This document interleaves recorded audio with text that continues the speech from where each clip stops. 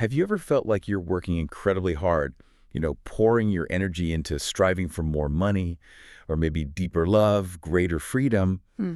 but something invisible just seems to be holding you back? You can't quite name it. Yeah, or maybe even stranger, when that abundance or that really deep connection does show up, you feel, I don't know, a bit uncomfortable, like a pushback, even though it's what you thought you wanted your whole life. Exactly. It's this weird paradox, isn't it? It really is, that desire on one hand and then this like subconscious resistance when it actually arrives. Well, that's precisely what we're digging into today on the deep dive. Hmm. Our mission here, as always, is to take the sources you provide us, unpack them, and really pull out those profound insights that can genuinely shift your perspective. Yeah, get to the core of it. So today we're exploring some really transformative material from quite an influential spiritual leader and life coach.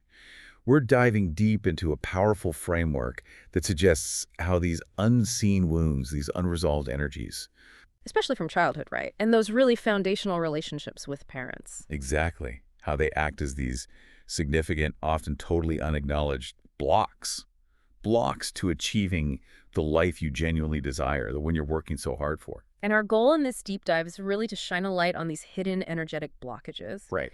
understand where they come from, which can be surprising sometimes, and crucially, reveal the transformative power of healing. And we're looking particularly through the lens of forgiveness. Yeah. And that crucial balance of inner masculine and feminine energies. Absolutely. It's a journey into understanding how our past quite literally shapes our present and our future. So yeah, get ready for maybe some aha moments, insights that could really fundamentally shift how you understand abundance, freedom, love. Moving it beyond just theory, you know. Right, into practical understanding that can actually change things for you. Let's start uncovering these unseen forces. Okay, so let's start with section 1, the invisible blocks. These unseen barriers to fulfillment that the sources talk so much about. The core idea here seems to be that the dreams and visions you have for your life, Whether that's, amazing relationships, deep love, financial prosperity, whatever it is you're reaching for. right, those dreams are often blocked, Yeah. obstructed by energies that have gotten trapped inside you. Trapped. That's the key word. Yeah. And not just in your conscious mind. We're talking deeper. Deeper how? In your subconscious, your heart, your physical body. Yeah. The source material even suggests right down to a cellular level. Wow. Cellular level. Yeah. It's like these energies are just stuck, almost like a hand holding you back, preventing your vision from fully manifesting. But what's really interesting and kind of hopeful about this view is the idea that just having the dream, the vision itself, Yeah. that's a powerful sign. Exactly. It suggests that if you can conceive it, if it's landed in your heart or mind, it's actually meant to become real. So the potential is already there. Absolutely. The source material strongly suggests it's almost impossible not to have that dream come true eventually. The issue isn't the dream itself. It's the internal resistance. Precisely. For that vision to manifest, easily, effortlessly, these internal blocks, these trapped energies, they have to be released first. Like trying to sail the anchor down. You mentioned that metaphor. Yeah, exactly that. You've got the power, the sails, the wind, but that anchor needs lifting before you can move forward. Okay, so that naturally leads us to where these blocks come from. Yeah. And the source material points really strongly to childhood, doesn't it? And our parents. It really does. It underscores the critical importance of those first 7 years of life, 0 to 7. Why those years specifically? Well, think about it. During that time, you're basically focused on survival, pure survival. You're completely dependent on your caregivers. Right, you can't feed yourself, move around on your own. Exactly. You're helpless. Your entire world, your understanding of safety, love, what life is, it's all filtered through how your primary caregivers respond to you, their actions, their energy. And the source says, during this period, our mother and father aren't just parents. They're more fundamental than that. Yes, they become the fundamental representations of masculine and feminine energy for us. To our little developing consciousness, they're basically like God or the divine, the architects of our reality. Wow, that's a heavy concept. It is. And the interactions, the subtle cues, the experiences you have with them then, they unconsciously program your core beliefs. Beliefs about what? About love, are you lovable? About safety, is the world safe? And critically, about your own worth. Am I good enough? And these programs formed so early. They become the operating system for your life, running in the background, shaping your trajectory, often without you ever realizing where they came from. And it goes even deeper than just our own childhood, right? Yeah. The material talks about ancestral wounds, inherited stuff. Yeah, that's a really powerful concept they bring in. Ancestral trauma. Unhealed pain passed down through generations. How does that work, like energetically? Sort of. It's like energetic imprints that influence our patterns, our behaviors. The source gives an example. A mother whose own mother died when she was just 13 days old. So she never received that foundational maternal love herself.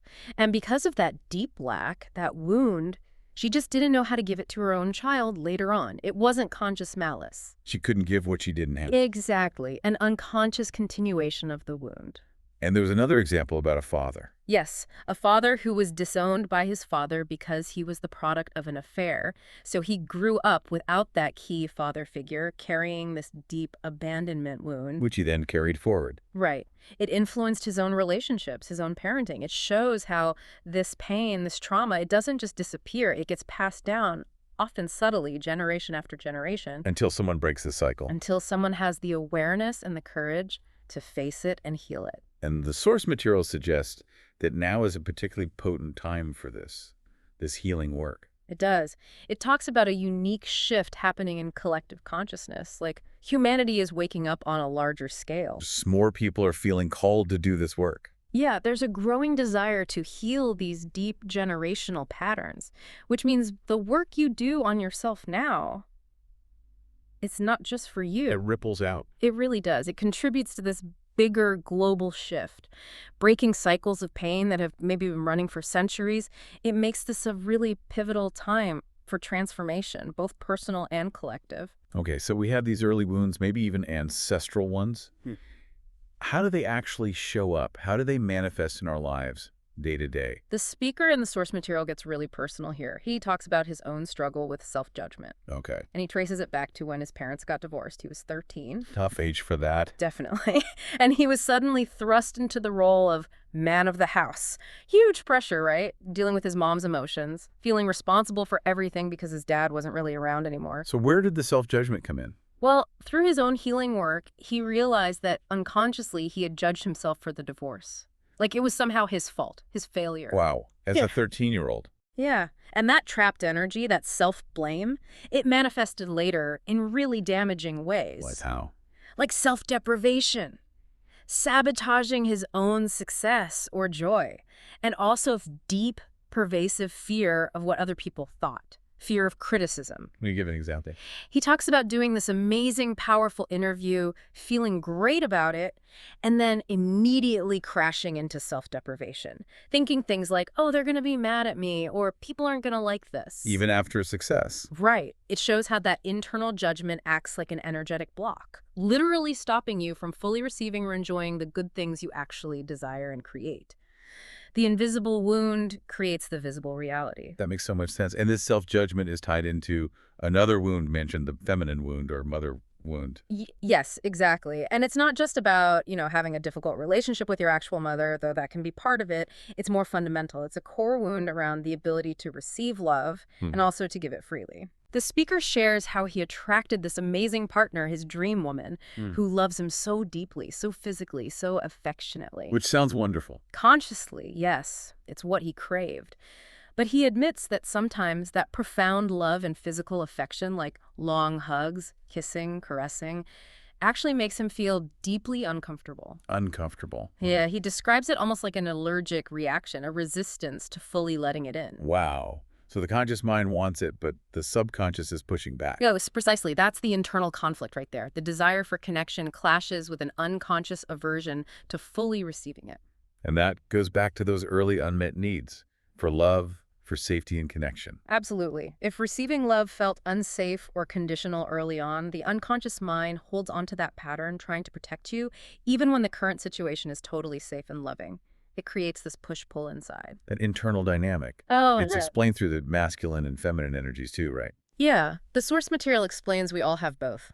The feminine energy naturally wants connection, intimacy, warmth, while the masculine energy values freedom, autonomy, space.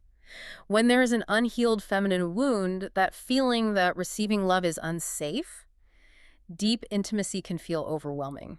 Suffocating almost. Even when it's what you consciously want the most. Exactly. Okay. Because the subconscious is still running that old protection program based on past hurt. Okay, so beyond these really deep personal wounds, the sources talk about two other big energetic blocks. Yeah. Judgment and comparison. We touched on self-judgment. Right, but it's worth stressing again how judging ourselves and judging others acts like this massive energetic shield A shield against what? against receiving, Yeah. against the flow of abundance, connection, joy, all of it. Constant critique, internal or external, just blocks the flow. And then there's comparison. That feels huge in today's world. Oh, absolutely. And the sources make a really crucial distinction here. Comparison, they say, is an energy rooted fundamentally in fear. Fear. How so? Fear of not being enough, fear of lack, fear of missing out. It's the opposite of courage, which the sources say comes from love. And we compare ourselves constantly, don't we? All the time. To our past selves. Oh, I shouldn't have done that. To our imagined future selves. What if I don't achieve this? And of course to other people, even strangers, based on looks, possessions, perceived success. And this comparison habit hinders connection. Massively. It keeps us stuck in this loop of feeling less than or needing to be more than. It prevents genuine connection with others and also with the natural flow of life and abundance. It's all about perceived lack. So the insight here is about letting go of comparison. Yes. And this is presented as absolutely vital. Letting go of comparison is key to stepping into what the sources call the frequency of love. The frequency of love. What does that mean practically? It's about shifting your internal state, moving from fear and lack to openness, acceptance, gratitude, connection. And when you genuinely operate from that frequency, Doors open. that's what they say. All doors open. Things flow more easily. And they illustrate this point really well by talking about vulnerability. When people share their real struggles, like the speaker sharing about past abuse or family issues, it creates genuine connection. Because it dissolves the pretense. Exactly. It shows our shared humanity. You see yourself in their story, they see themselves in yours. The need for comparison just melts away because you recognize that fundamental oneness. Authenticity is incredibly healing. That makes sense. And it leads nicely into the next big topic, the dance of masculine and feminine energies within us. Yes. Understanding this balance seems absolutely crucial for wholeness, according to the sources. So how do they define these energies? Let's start with masculine. Okay. Masculine energy is defined primarily as being about achievement, accomplishment, power in the sense of doing, envisioning things, providing structure. So more action-oriented, Yeah. logic, mind. Yeah, generally associated with the mind, logic, external action. It's the doing energy, building, strategizing, pushing forward. Okay. And the feminine energy. Feminine energy is centered more on connection, receiving, allowing, feeling. It's linked much more to the heart, intuition, magnetism, the spiritual side of things. The being energy, you could say. That's a great way to put it. The being energy, where inspiration comes from, where we nurture relationships, where we allow life to flow to us. And the key point is that everyone has both, regardless of gender. Absolutely. The source material stresses this. We are all born of a man and a woman, so both energies are inherent in our nature. The goal isn't to pick one. It's about balance. Exactly. Finding that dynamic, integrated balance between the two within ourselves. Now, the sources make a pretty bold claim that we live largely in an energetically masculine world. What does that mean? It's not just about gender roles in society, though that's related. It's about the underlying programming, the societal values we absorb. Which values? The ones that tell us from a very young age that external things are the path to fulfillment. Money, followers, looks, power, status. These external metrics are positioned as the way to get love and validation. And the speaker admits this was his reality for a long time. Yes, he's very open about it. Says that was his operating system until a major life event, like a breakdown or breakthrough, forced him to see things differently. And this overemphasis on the masculine, on the mind, it leads to disconnection. A huge disconnection. From our hearts, from our feelings, the sources say people end up living mostly up here in their heads, constantly analyzing, planning, striving. Instead of down here in the heart. Oh, exactly. Not rooted in their feelings, their intuition, their bodies. And you see the results everywhere. Like the hustle culture. Yeah, that relentless go, go, go. The sleep when I'm dead mentality.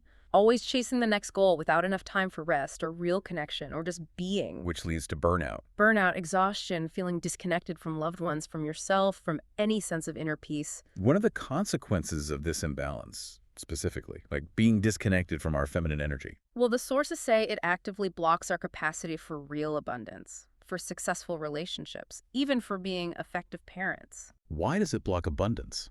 Because the feminine is the energy of receiving.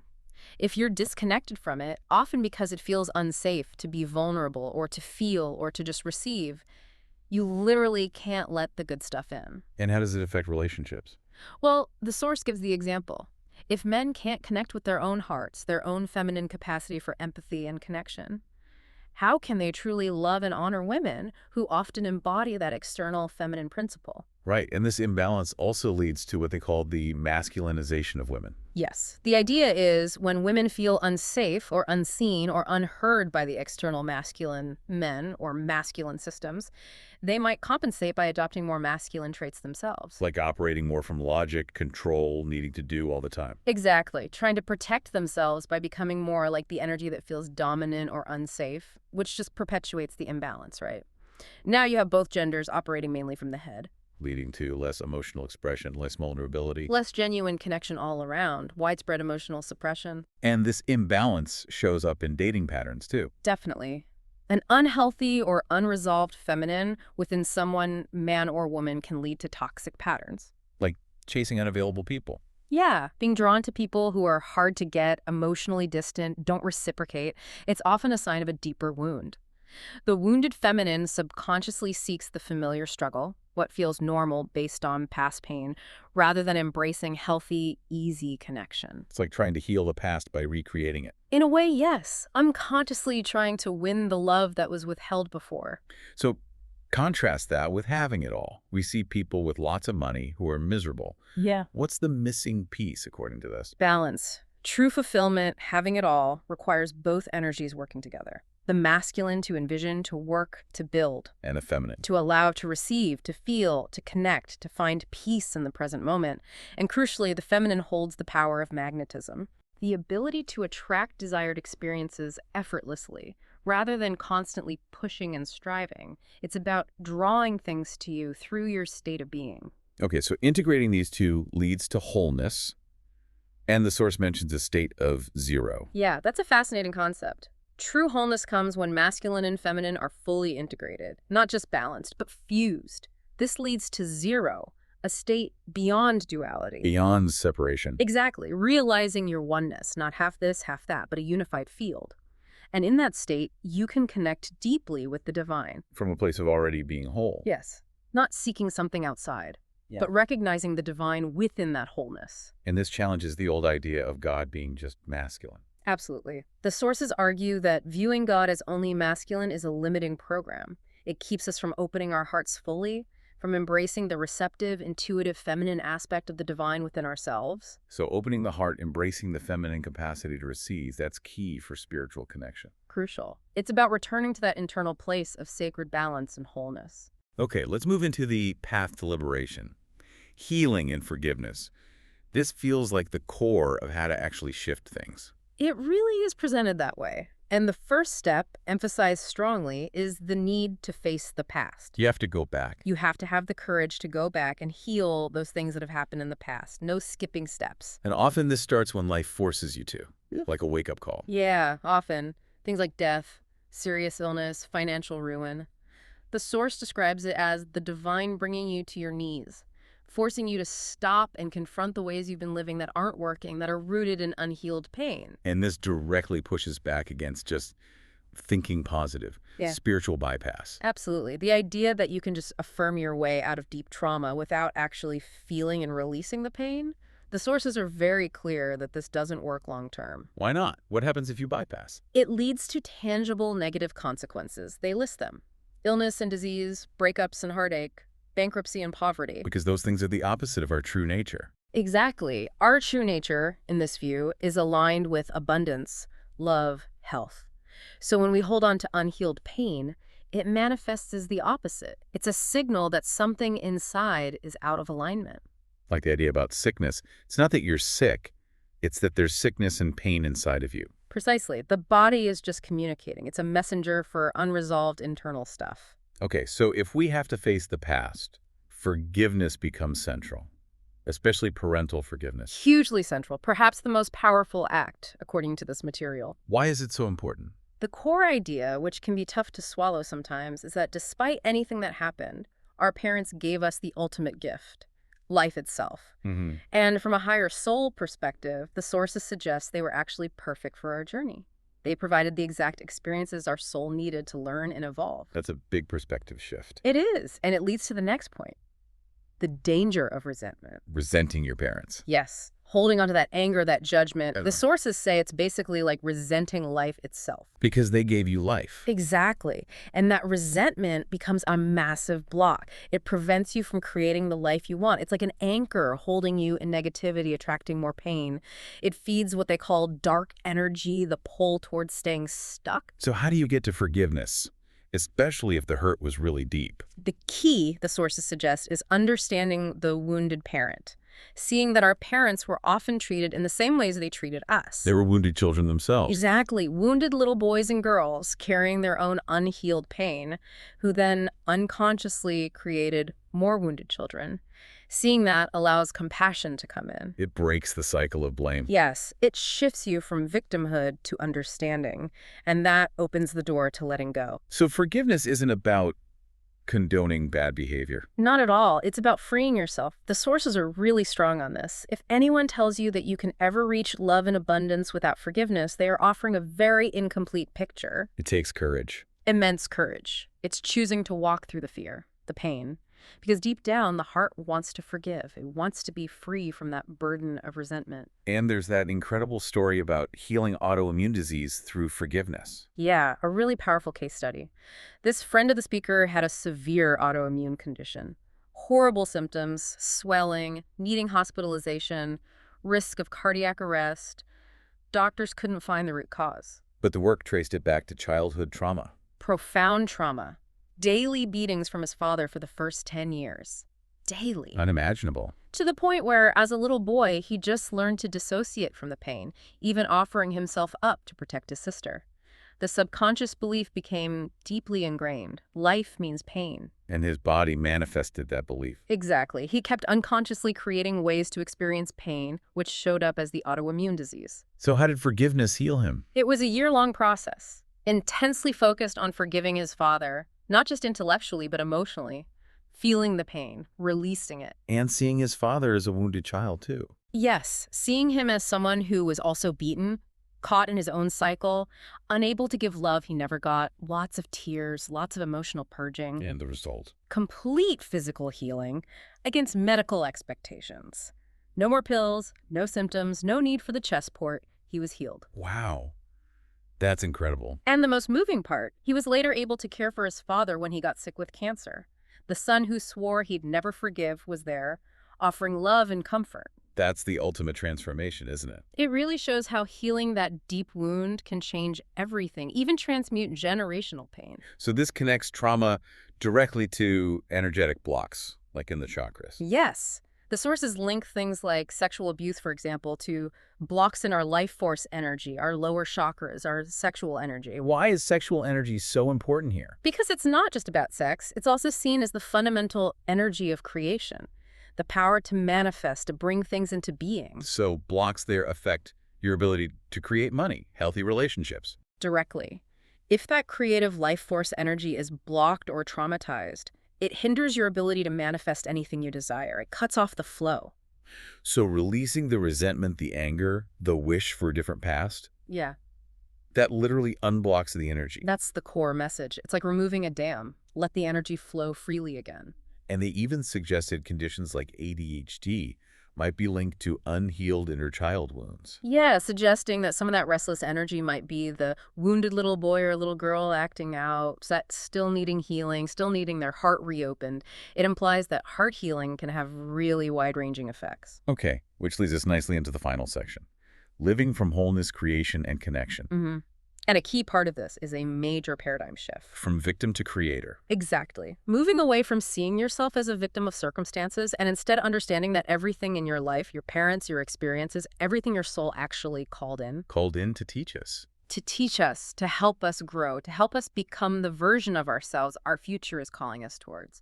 It's about radical personal responsibility. Very empowering. And this contrasts with building success from a place of wounding, like the speaker's own story. Right. He built that huge real estate empire, billions in sales, millions in revenue, fancy cars, big house. All the external markers. Yes.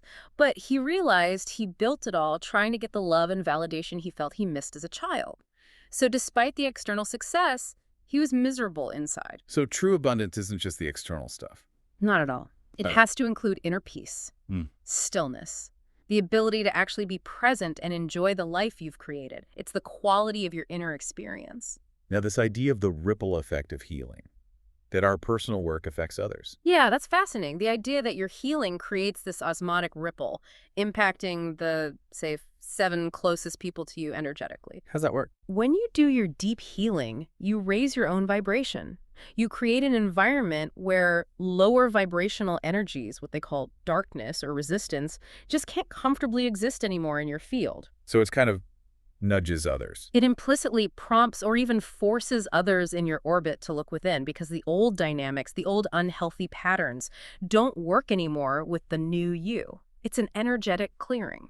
And the example was the woman setting boundaries with her abusive mother. Yes. She did her healing, found her strength, set firm boundaries, an act of self-love. Which empowered her. Hugely. Yeah. But it also changed the dynamic so much that the mother was kind of forced to look within because her old abusive patterns just had no room to operate anymore against that clear boundary. So the daughter's healing initiated potential healing in the mother. Exactly. Even without the mother consciously choosing it initially. Personal healing isn't solitary. And this translates to professional life, too. Setting boundaries at work. Absolutely. The courage you build healing family wounds, facing fear of rejection, speaking your truth, that same courage applies everywhere. With customers, colleagues, in business. Leading to unexpected growth, even financial. That's what the sources suggest, that inner alignment and boundary setting can lead to money blowing up. It shows how interconnected it all is. Internal healing impacts external reality. Finally, let's touch on embracing duality, light and dark. Yeah, the fundamental principle. Masculine, feminine, day, night, life, death. Everything has its opposite, and both are needed for creation. You can't have one without the other. Right. They're two sides of the same coin. And this challenges the idea that the feminine or the dark is bad. Totally challenges it. The source points out that the mother's womb, the ultimate place of creation, is dark. So to get to the light, to create, you have to go through the dark. You have to be willing to journey through the darkness, the unknown, the suppressed parts of yourself. That takes courage. Embracing all of it is where true integration happens. And this internal integration ends the war inside us, the masculine versus feminine conflict. Yes. Healing that internal conflict, understanding neither energy is better or worse, just different and necessary, that creates inner harmony, inner safety. And that inner safety attracts outer safety in relationships. Precisely. When you feel whole and safe within yourself, you energetically mirror that outwards. You naturally attract people and situations that reflect that inner state. You shift who you attract by healing your own internal stories about masculine and feminine. It becomes impossible to attract someone who doesn't respect you because you respect yourself energetically. That's the idea. You become a magnet for the wholeness you embody, a complete energetic alignment. Wow. Okay, we have covered so much ground today. We've really unpacked how these unhealed past wounds, especially from childhood parents, how they act as these powerful, often unseen blocks. Blocks to the abundance, the freedom, the love that you're seeking. And we've seen how integrating those inner masculine and feminine energies and really embracing forgiveness, that courageous act aren't just nice ideas. No, they're presented as practical, essential keys to unlocking a genuinely fulfilling, integrated life. This deep dive really highlights an empowering truth, doesn't it? Yeah. That you are the creator of your life. Yeah, and that perspective that your soul actually called in every single experience, even the toughest ones. To teach you, to help you evolve into who you're meant to become. Exactly. The version of you your future is calling forward. So if that's true, here's something to really ponder. What specific darkness in your own life, maybe an unhealed wound, a past resentment you're holding on to, a hidden fear, what if that is actually your greatest untapped source of creative power? Wow. Waiting to be courageously embraced, integrated for your ultimate abundance, your liberation. What's one step, maybe just one small step you could take this week to begin that profound journey inward? towards your own inherent wholeness.